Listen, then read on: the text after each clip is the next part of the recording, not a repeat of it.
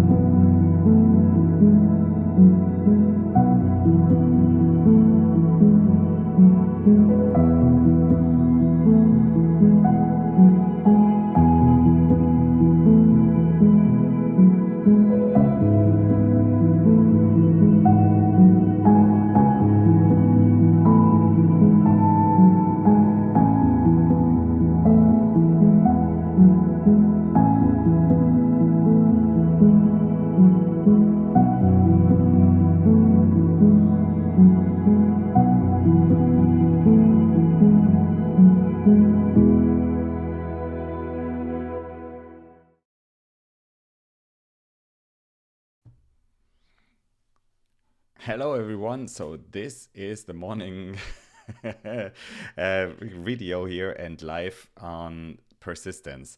And I love to do this when I have to produce a video, anyways. I love to have you take part at it, and feel free to send me your comments and ask me any questions during this live video. So this is a recording, and this is about the key ingredient to success. I named this. It is about persistence. And let us just go into a short presentation that I have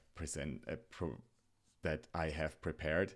This persistence. Why does success not work without it?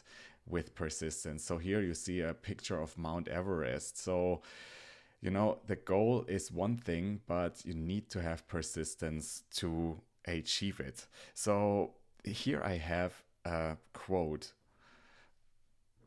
or here are the four things I will talk about during the, next minutes. What is persistence about? Why is it so important? How can you develop it? And what are the enemies of persistence? And also, what is a plan of action? How can you develop persistence for yourself? This is a quote from Napoleon Hill, the legend, the master of self-development, who wrote the book Think and Grow Rich.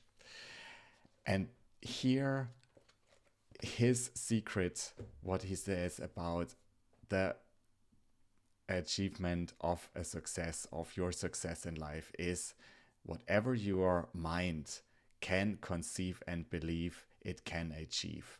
So it is all about putting yourself into the imagination, into the condition, into the feeling.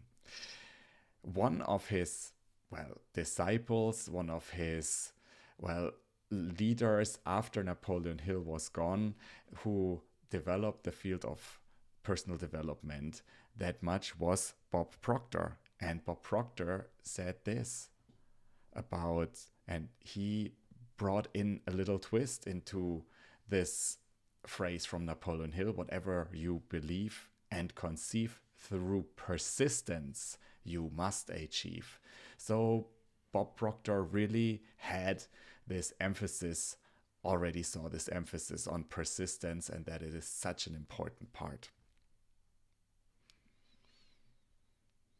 And there are two things about persistence. One is the desire that you have to have for it, and then persistence comes in. And I made this conjunction here of these two energies that are coinciding with each other. So it is important to have persistence, but without desire, so you will not achieve anything. So the desire is the originating force, and this is so important for it. And I have also presented, I have this little metaphor for it, how persistence and desire come into play. Like, first, look at this here. The starting point of all achievement certainly is desire. And it's like your chimney. So you want to have a fire in the chimney, but so the desire is there. But, you can have a small desire. So a weak desire brings weak results. So the fire is small. And there is this finding of Napoleon Hill about the condition of desire and of persistence that I found astounding. So I made this little metaphor picture here. And that is that if your persistence is low, you have to bring up the desire. So that's the only way you can achieve your success, your desires, and that you turn it up. And that can balance a small persistence. And I find this quite interesting to keep in mind when you would like to achieve your dream, because the desire and the persistence, if they are both up, you have the possibility to achieve your results, your success much better. So let us move to the next slide here, and that is the diamond of persistence, I call it. Here you have persistence as we talk about it, but what do you need for the persistence? And here I have the book. I will read you out of the book, like Think and Grow Rich, what Napoleon Hill brings into the picture here, what is needed to have a strong persistence. Because persistence, what is it really? And it is a function of your will. So first, for the persistence, it is needed to have a purpose. And let me just also go into the Think and Grow Rich book. And here you have chapter 9 here in this in this book sometimes it can be differentiate, or it can be different from the chapters, but here it's chapter 9 that is on persistence. And here he writes, the basis of persistence is the power of will. Willpower and desire, when properly combined, make an irresistible pair, what I have just laid out. And so I will go a little bit further about persistence, what I really like about persistence, or what Napoleon Hill writes about persistence, is also that success never comes without persistence. He writes, sometimes it appears that there is a hidden guide whose duty is to test men through all sorts of discouraging experiments. Those who pick themselves up after defeat and keep on trying arrive, and the world cries, "Bravo, I know you could do it." The hidden guide lets no one enjoy great achievement without passing the persistence test. So that's it about persistence. Let's go again about what are the factors that make persistence so important. So first, we said it's the definitiveness of purpose. Napoleon Hill writes, knowing what one wants is the first and perhaps the most important step towards the development of persistence. A strong motive forces one to surmount many difficulties. And so the second part of persistence is desire. Here Napoleon Hill writes, it is comparatively easy to acquire and to maintain persistence in pursuing the object of intense desire. So desire is the second pair as I have just laid out. And then we go to self-reliance. Napoleon Hill writes, belief in one's ability to carry out a plan encourages one to follow the plan through. With persistence, self-reliance can be developed through the principle described in the chapter on autosuggestion. So autosuggestion is important as well. And then the next factor is plans, definitiveness of plans. Organized plans, even though they may be weak and entirely impractical, encourage persistence. Next thing is knowledge, accurate knowledge. Knowing that one's plans are sound based upon experience or observation encourages persistence. Guessing instead of knowing destroys persistence. Next one is cooperation. Napoleon Hill writes, cooperation, sympathy, understanding, and harmonious cooperation with others tend to develop persistence. Also, if you have a strong team, if you bring in your team, so you will less likely give up on your plan. That's what it means. And then there's willpower. Willpower, the habit of concentrating one's thoughts upon the building of plans for the attainment of a definite purpose, leads to persistence. And the next and last factor that Napoleon Hill brings in is habit. Persistence is the direct result of habit. The mind absorbs and becomes a part of the daily experiences upon which it feeds. Fear, the worst of all enemies, can be effectively cured by forced repetition of acts of courage. Everyone who has seen active service in war knows this, or everyone who goes live several times knows this. So if you do this repetitively, an act of courage, so you will develop your persistence.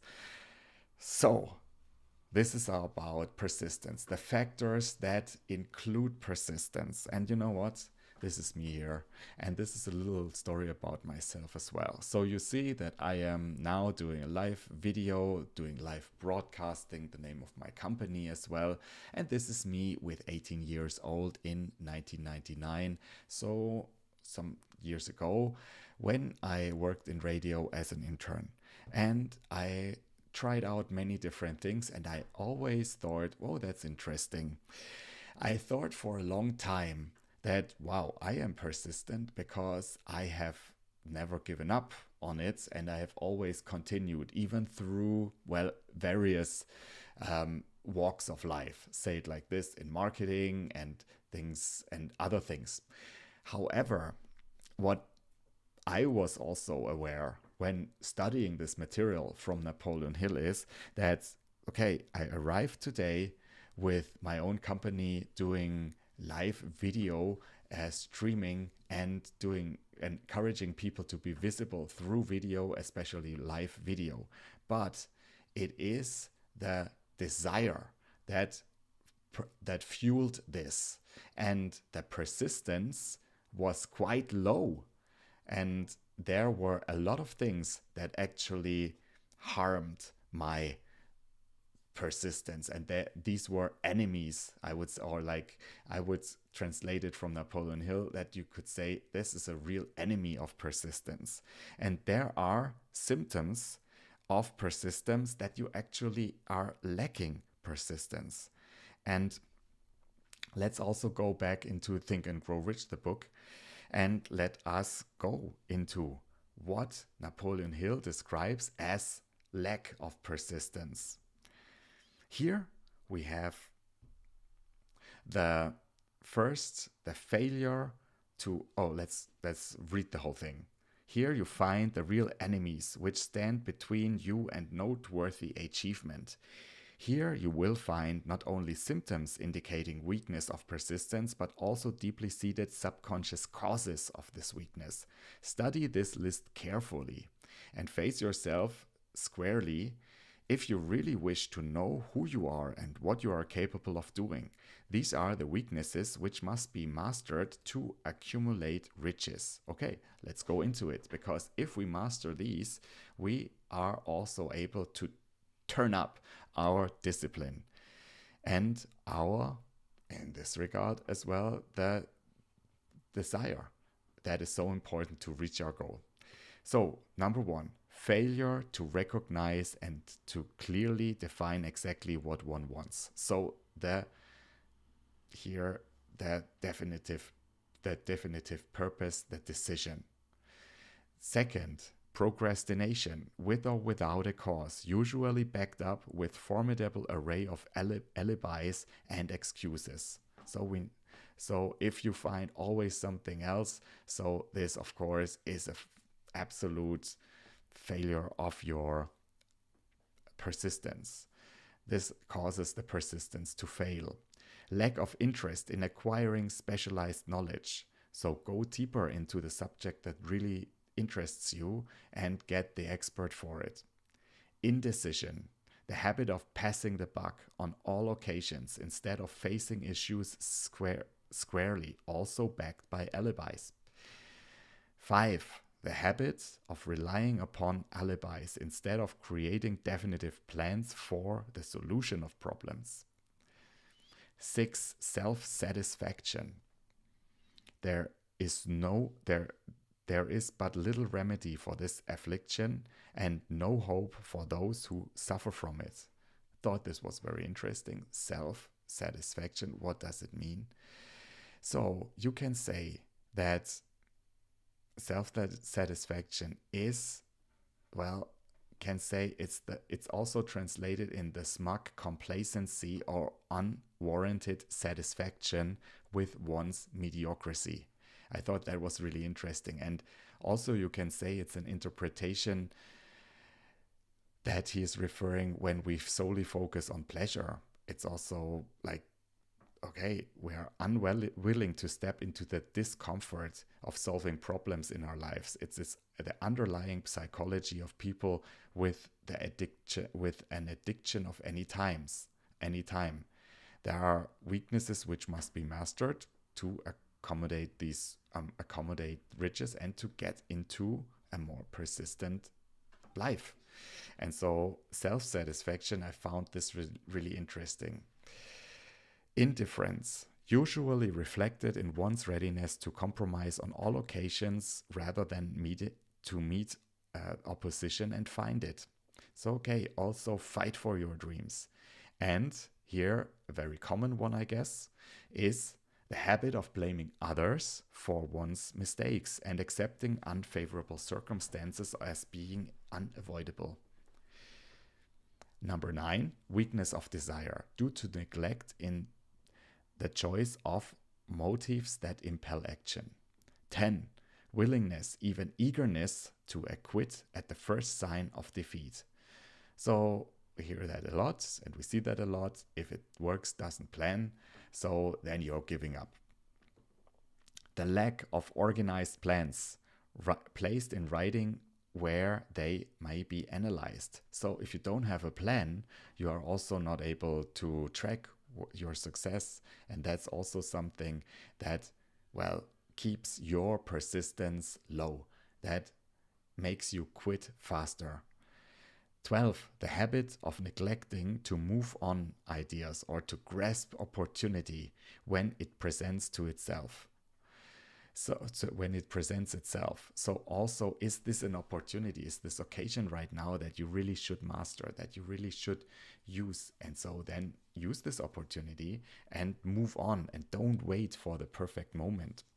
And then wishing, number 13, instead of willing. The habit of compromising with poverty instead of aiming at riches. And the general absence of ambition to be, to do, and to own.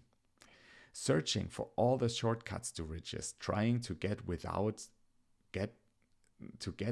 giving a fair equivalent, usually reflected in the habit of gambling, endeavoring or to drive sharp bargains.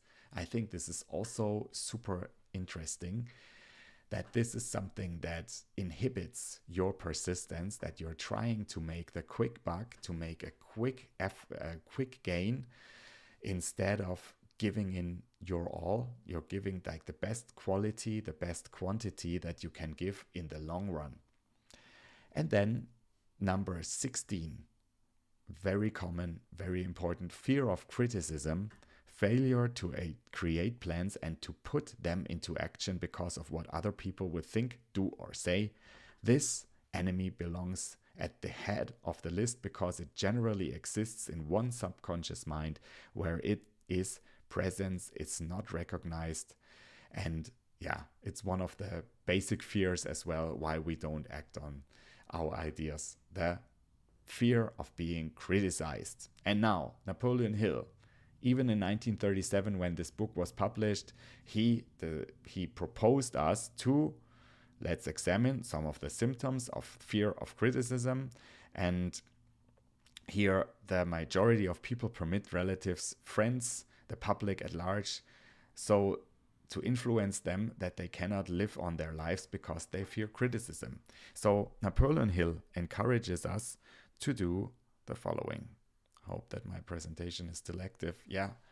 Scale yourself from these, that what you have just seen, these 16, fears, or also failures to persistence, or these enemies of persistence.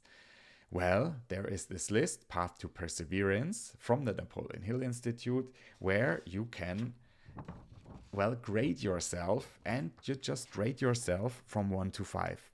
And for the courtesy of it's easier, so I am happy to send you the list. So just click on the QR code and then scale yourself from 1 to 5. And now you take action. You look what actually is your result, where you rank very high in this list of enemies of persistence, and analyze your results. You identify your patterns and you create a plan how you would like to change the persistence.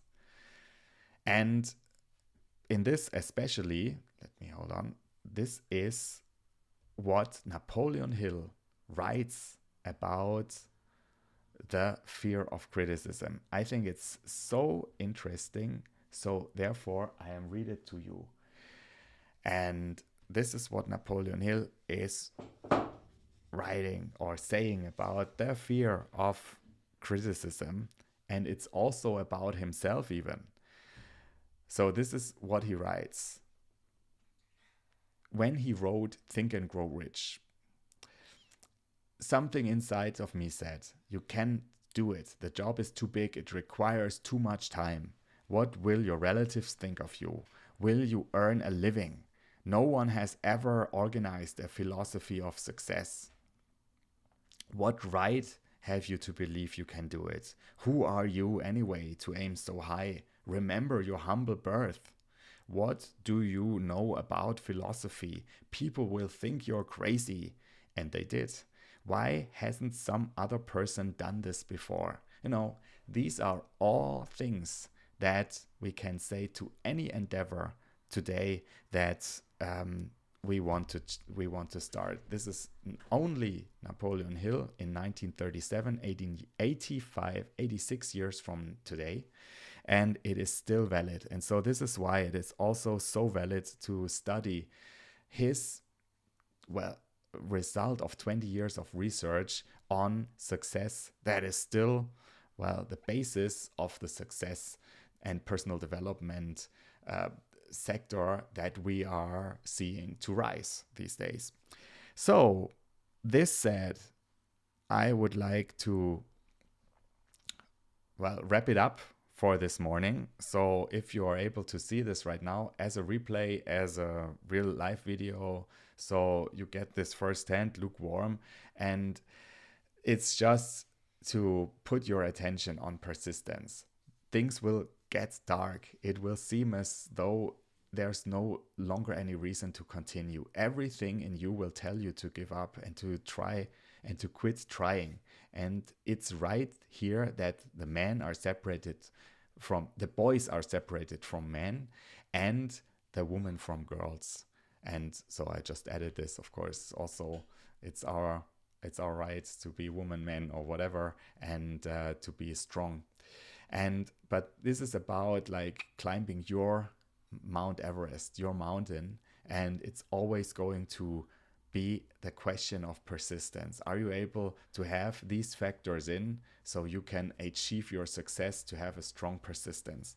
So this is leaving you today with the idea and this small equation that if you work on your desire and your persistence, also called willpower, then you develop your faith in whatever you do. And if you like to know more about this, about the Napoleon Hill writings and the knowledge that is behind the words from Napoleon Hill, I invite you to follow me, of course, and to contact me. I'm an ambassador for the Napoleon Hill Institute. It is my pleasure to, well, invite you to more and how you can use this knowledge to improve your life to the better. Wishing you a great day with strong persistence, a strong desire, and the achievement of your worthy ideal of your success. Have a great day.